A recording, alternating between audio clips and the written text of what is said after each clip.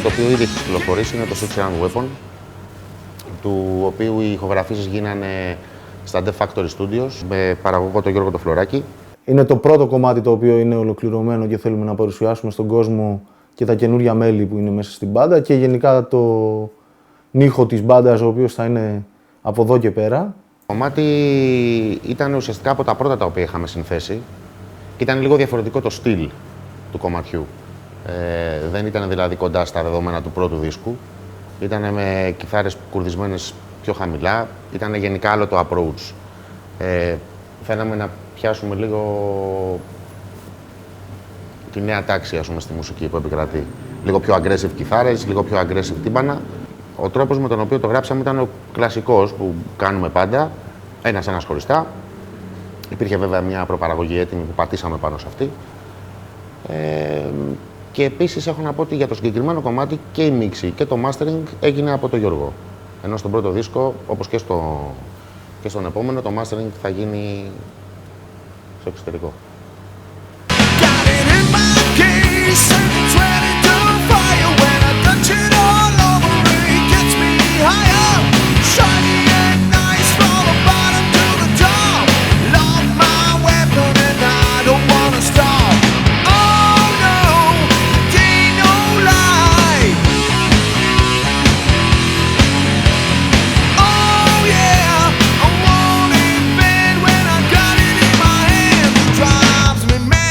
Εντάξει, οι καινούργοι είναι καινούργοι και θα είναι καινούργοι για πάντα.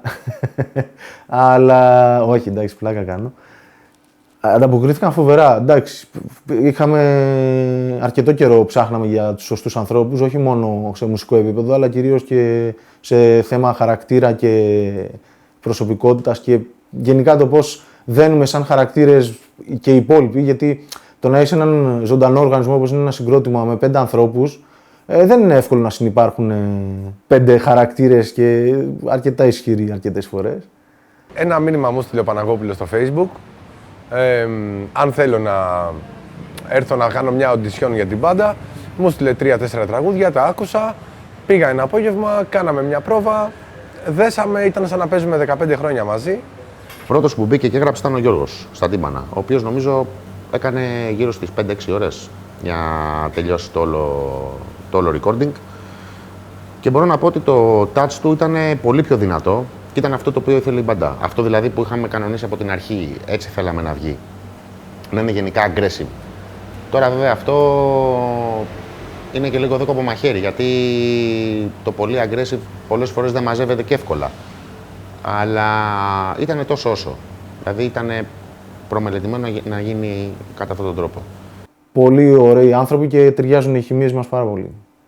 Είμαστε πολύ ευχαριστημένοι και εμείς και αυτοί και γενικά πάει πολύ καλά, έχουν φέρει ιδέες στην μπάντα, έχουν δώσει αέρα, η τεχνική τους είναι πολύ καλή, ας πούμε, και ανταποκρίνονται ακριβώς πάνω στις απαιτήσεις και τις προηγούμενες και τις καινούργιες που έχει η μπάντα από εδώ και πέρα. Έστω και ένα μέλος να αλλάξει σε μία μπάντα, αλλάζει η χημεία της μπάντας. Ο κάθε άνθρωπος που μπαίνει σε ένα συγκρότημα φέρνει μια άλλη οπτική, ένα άλλο γούστο τέλος πάντων. Σίγουρα ο δεύτερος δίσκος είναι soundtrack, αλλά μπορεί και να μην είναι τόσο πολύ soundtrack. Southern είναι σίγουρα, αλλά έχει κάποια καινούργια στοιχεία που δεν υπάρχουν στον πρώτο δίσκο. Αυτό μπορώ να σου πω για σίγουρα. Τώρα θα το κρίνει ο κόσμος μάλλον που παρακολουθεί την μπάντα, θα κρίνει και το αποτέλεσμα.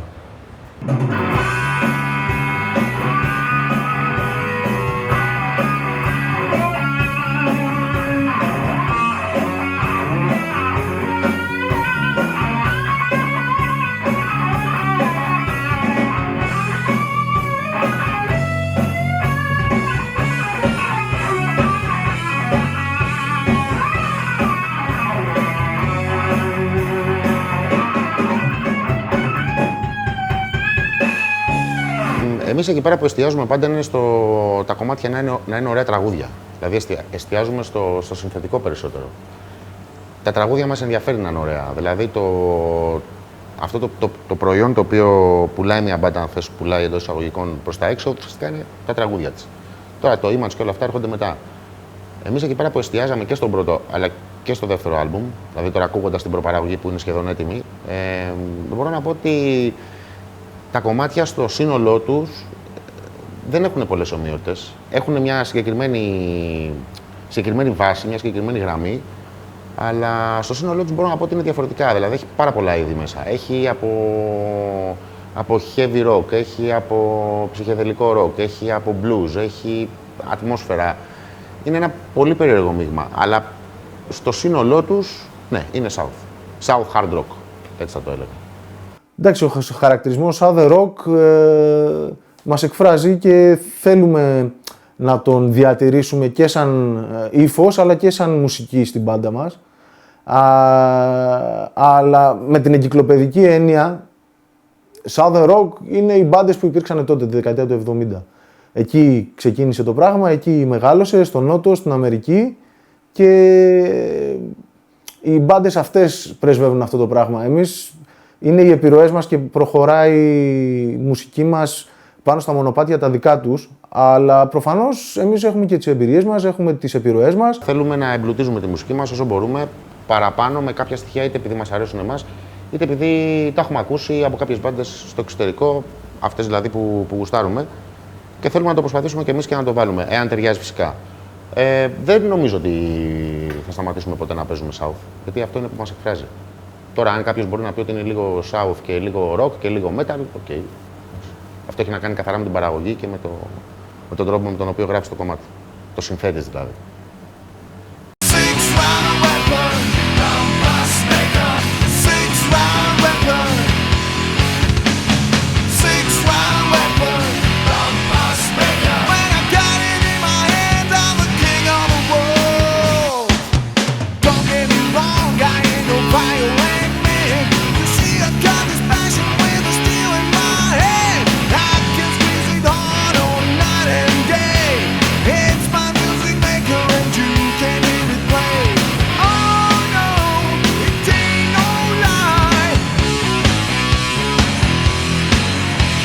Στην Ελλάδα αυτή τη στιγμή, στο ελληνικό μουσικό χάρτη, υπάρχουν πάρα πολλές μπάντες οι οποίες είναι καταξιωμένες και δουλεύουν πραγματικά και αυτό πιστεύω ότι φαίνεται. Στον ελληνικό χώρο εμείς είμαστε μια νέα μπάντα σχετικά.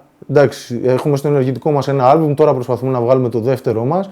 Σιγά σιγά προσπαθούμε και με τα live μας και με τις εμφανίσεις μας να μας γνωρίσει ο κόσμος. Και αυτό που κάνουμε κι εμείς είναι να έχουμε μια μοναδικότητα στον ήχο. Δηλαδή, κάποιος ο οποίος ακούει ένα κομμάτι να πει ότι ναι, αυτό είναι soundtrack.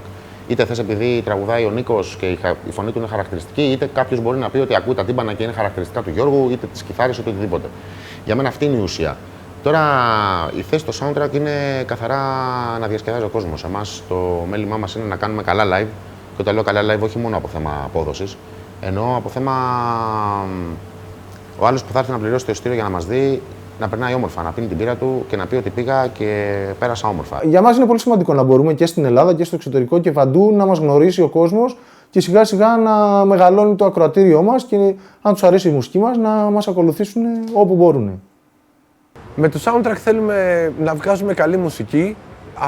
Μακάρι να το κάνουμε μέχρι τα 60 μας. Μακάρι να φτάσουμε όσο ψηλότερα γίνεται και ποιος δεν το θέλει βέβαια αυτό.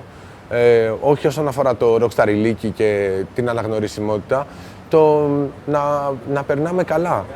Να παίζουμε ωραίες μουσικές, να κάνουμε πάρα πολύ ωραία live και να γινόμαστε ένα με τον κόσμο, γιατί μας αρέσει πάρα πολύ αυτό το πράγμα.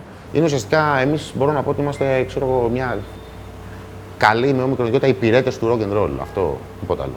Και πιστεύω ότι αυτό είναι το πιο σημαντικό, γιατί περνάμε και εμείς καλά μέσα από αυτό. Δηλαδή, μας εκφράζει, δεν το κάνουμε ούτε για να οικονομήσουμε, ούτε για να γίνουμε rockstar, ούτε τίποτα. Όλοι δουλεύουμε, πρωινές δουλειές, το κάνουμε αυτό βέβαια επαγγελματικά όσο μπορούμε. Από εκεί και πέρα, με όλες αυτές τις δυσκολίες προσπαθούμε να ανταπεξέλθουμε και να το κάνουμε όσο καλύτερα γίνεται.